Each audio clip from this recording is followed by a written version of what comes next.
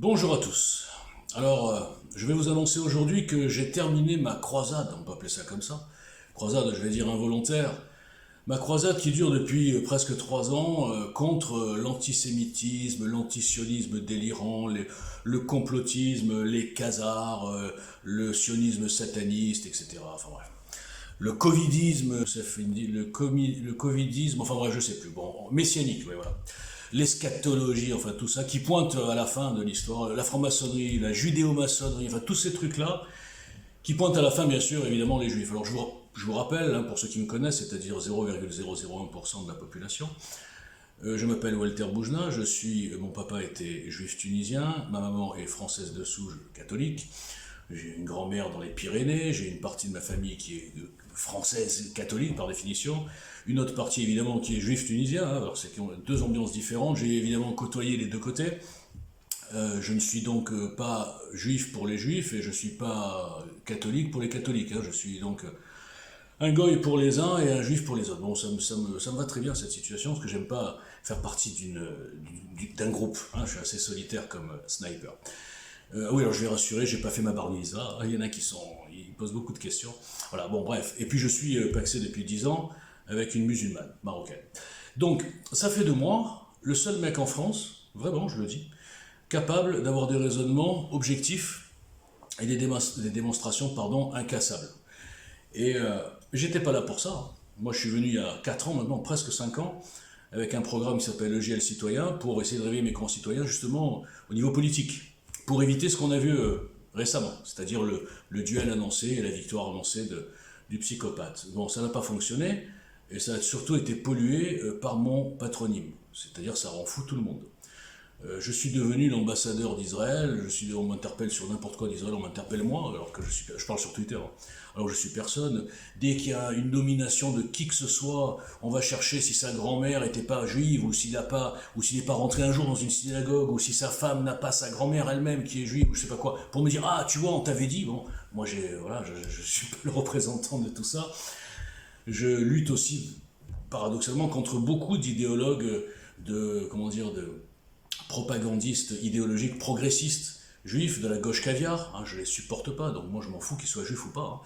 Hein. Je lutte aussi bien sûr des fois contre des réactions ridicules, communautaires du CRIF, hein, ou même de la LICRA, hein, l'antiracisme à géométrie variable, bref. Donc je suis pas ce qu'on peut appeler un défenseur de la cause juive, de la cause israélienne, je suis pas payé par le Mossad, enfin bref, voilà. Bon, tout ça étant dit, je le répète sans aucune humilité, au bout de 3 ans, j'ai accumulé des dizaines, des centaines d'articles, de démonstrations, de facecam, de preuves, même de débats, certains débats avec quelques tarés, genre Jim Le Veilleur, Abdel Zahiri, ou j'espère bientôt Youssef Indy, que je puisse le démonter. Soral, bien sûr, n'osera pas venir contre un inconnu. Enfin bref. Donc je le dis aujourd'hui, je suis celui en France qui a le plus de démonstrations incassables et qui n'est justement pas au fond mouillé. On ne peut pas le suspecter de travailler pour une communauté ou une autre. Bon. Donc ça fait de moi un inconnu pourtant qui pourrait démonter chaque argument, chaque légende, chaque réflexe antisémite, paranoïaque de tous ces gens, notamment sur les réseaux sociaux. Et là, pour finir, avant de poster justement cette espèce de compilation où vous trouverez dans la description de la vidéo plein d'éléments. Alors pour ceux qui sont antisémites, s'ils ont un petit peu de morale et de logique, ils prendront quelques minutes peut-être pour regarder tout ça, et ils comprendront pourquoi ils sont antisémites, je vais leur expliquer, c'est psychologique. Et pour ceux qui ne le sont pas et qui s'étonnent de voir cet acharnement contre 0,2% de la population, eh bien vous comprendrez les mécanismes que je peux résumer aujourd'hui en 2 choses. Tout racisme, pas que contre les juifs, tout racisme a 2 moteurs principaux. Le problème c'est que les juifs cumulent tous les moteurs, mais les principaux c'est la peur, et la jalousie, qu'on le veuille ou non. La peur, par exemple, c'est de penser que cette communauté de 0,2% domine le monde.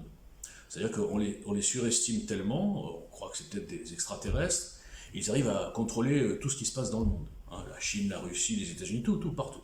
Ça s'appelle la peur, puisque quelque part, surestimer un soi-disant adversaire, alors eux, ils prennent ça pour des adversaires, un soi-disant ennemi ou un adversaire, c'est qu'on se sous-estime soi-même, c'est donc qu'on a peur, c'est donc, moi ça me fait de la peine pour eux. Et puis ensuite, il y a la jalousie. La jalousie, c'est très explicable. on se dit justement, comment se fait-il que ces 0,2% de la population, on en trouve plein à des postes importants, et je préciserai autant, même moi ça m'intrigue, hein, autant dans le camp du bien, le vrai, hein, pas celui qu'on vous montre à la télé, hein, le vrai camp du bien, le camp des peuples, le camp de la démocratie, le camp de la liberté d'expression. Donc il y en a autant dans ce camp-là que dans le camp d'en face, des pourris, corrompus, francs-maçons de certaines castes, etc. Il y en a autant des deux côtés. C'est ça qui est incroyable. Et donc, je vais prendre deux exemples, je n'ai rien contre ces deux personnes, ni pour, mais imaginons Attali et Zemmour. Alors, juifs tous les deux, on ne peut pas le nier, et pourtant, idéologiquement parlant, ils luttent pour des choses complètement opposées. Mais les gens, les petits cerveaux, qui font partie de mes cibles depuis 3 ans, dans leur tête, Zemmour, Attali, forcément ils bossent ensemble pour le grand Israël. Bon, c'est juste un exemple. Mais pour revenir sur la jalousie, ça c'est plus important. Parce que je crois que dans le phénomène antisémitisme, il y a davantage de jalousie que tous les autres moteurs, facteurs que j'ai décrits d'ailleurs dans un des articles qui est dans la description. Nous allons prendre un exemple. Là, par exemple, j'ai un des trolls que j'aime bien, il est sympathique par ailleurs, mais il a cette obsession. Il s'appelle Salomontagne, jeu de mots.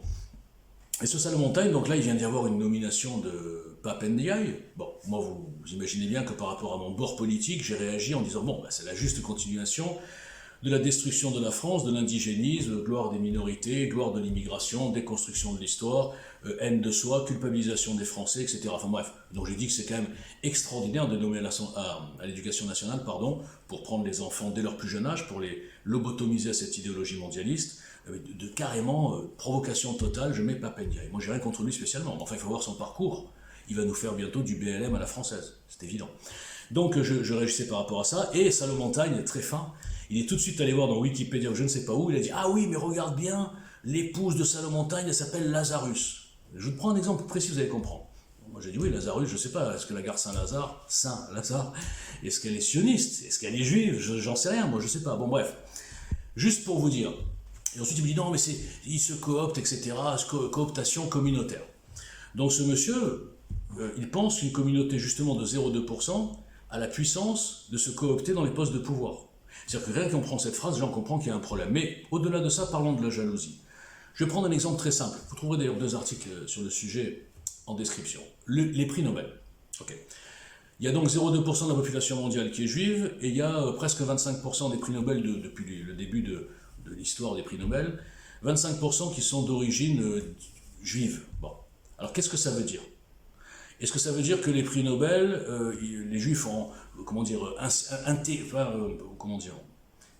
pris possession, je vais y arriver, pris possession des juges depuis 80 ans, et ils se cooptent entre eux? C'est ça que ça veut dire.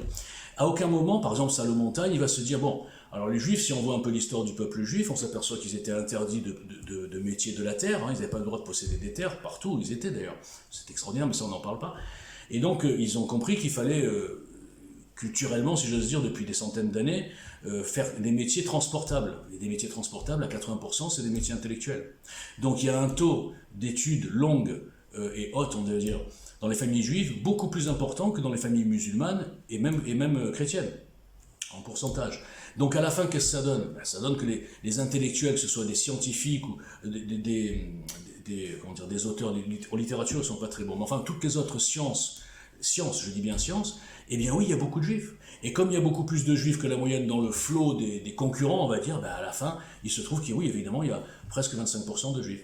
Donc, Salomontagne, il ne va pas avoir ce raisonnement. Il va dire, ouais, s'ils sont là, c'est qu'on les a cooptés. Par exemple, s'il y a beaucoup de dentistes, c'est qu'ils ont forcément acheté leur diplôme de dentiste, je dis au hasard. On arrive à de la bêtise grave. Et ça, au fond, c'est la jalousie. Parce que peut-être que Salomontagne, il se dit, s'il y avait moins de juifs en France, peut-être que j'aurais réussi dans mon poste, je ne sais pas qu'est-ce qu'il fait comme étude ou qu'est-ce qu'il a fait, mais ça paraît idiot, mais c'est ça. Donc la jalousie, finalement, ça aboutit à la haine. Et après on pointe, ah regardez, ils sont là. On ne se pose pas la question des parcours individuels. Et je reviens sur ce que j'ai dit tout à l'heure, on ne se dit pas, mais tiens, c'est bizarre. S'il y avait une opération juive mondiale pour je ne sais pas quel projet eschatologique ou je ne sais pas quoi, le grand Israël, mais tous ces juifs-là, ils seraient quand même dans des postes haut placés, mais du même bord, pour lutter pour le même truc. Ils se disent pas, c'est étonnant qu'il y ait autant de juifs d'un côté que de l'autre. C'est-à-dire qu'il devrait en conclure qu'évidemment que tous ces gens dont je fais partie, moi je suis pas vraiment juif, mais je suis un peu juif quoi. Je réagis pas, je me positionne pas, et tous ces gens-là non plus, en fonction de leur religion ou de leur origine. Ils se positionnent en fonction de leurs opinions politiques. Voilà. Donc tout ça pour vous dire C'était parler un peu pour ne rien dire, mais c'est surtout ce qu'il y aura en description que vous allez trouver si le sujet vous intéresse. Et vous comprendrez que l'antisémitisme, pour moi, est une maladie. Je dirais que c'est une maladie, pourquoi? Parce que j'ai vu beaucoup de gens assez intelligents sur beaucoup de sujets, très lucides, capables d'analyse intelligente, mais comme je dis très très souvent, je radote un peu, dès que ça touche de près ou de loin le sujet juif, ils perdent tout, toutes leurs neurones, toute leur logique, toute leur intelligence, et ils rentrent dans l'idéologie, dans le réflexe, dans la suspicion, dans la paranoïa.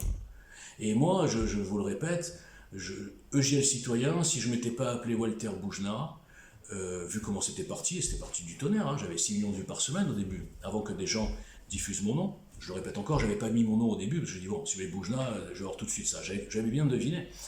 Eh bien, aujourd'hui, au bout de 4 ans de travail, j'en serais pas à une situation de boycott, de suspension partout, de dénonciation partout, comment dire, de signalement partout, on ne sait pas pourquoi, alors que je ne fais que diffuser un problème politique. Mais je m'appelle Boujna, je ne peux pas lutter, hein. Voilà. Bref, allez, bonne journée, bon week-end, et puis à très bientôt. En tout cas, je dis à tous ceux qui me saoulent toute la journée sur ces sujets, que ce soit partout, enfin sur les messageries, les mails d'insultes, etc. Je répondrai plus, j'en ai marre. Je crois que j'ai tout démontré, j'ai tout démonté. Si vous êtes courageux, invitez-moi, on fait un débat public, sinon lâchez-moi la grappe. Hein. Excusez-moi d'être un peu vulgaire, mais c'est insupportable d'être tagué toute la journée pour défendre ci et ça et ci. Je suis pas l'ambassadeur d'Israël, je le répète, et je ne travaille pas pour le Mossad, voilà, ce sera le mot de la fin. Et je suis même pas binational, pour tout dire. Voilà, allez, merci, au revoir.